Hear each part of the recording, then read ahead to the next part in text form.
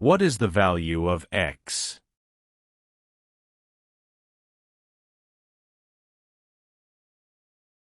The side of the triangle facing the smallest angle is also the smallest side of the triangle. By cosine rule, the square of x equals the square of the sum of x and 1 plus the square of the sum of x and 2 minus the product 2, and the sum of x and 1 times the sum of x and 2 times 5, all divided by 7. Simplify the above equation and solve for x.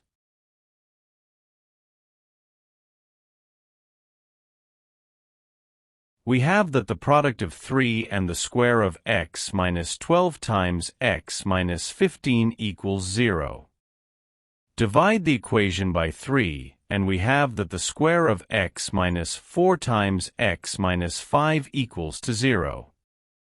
Factorize, and we have the product of the x minus 5 and the sum of x and 1 equals to 0.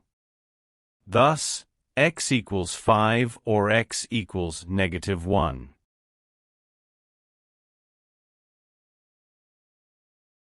But x is not equals to -1, as side length of a triangle cannot be a negative value. Thus, x equals 5.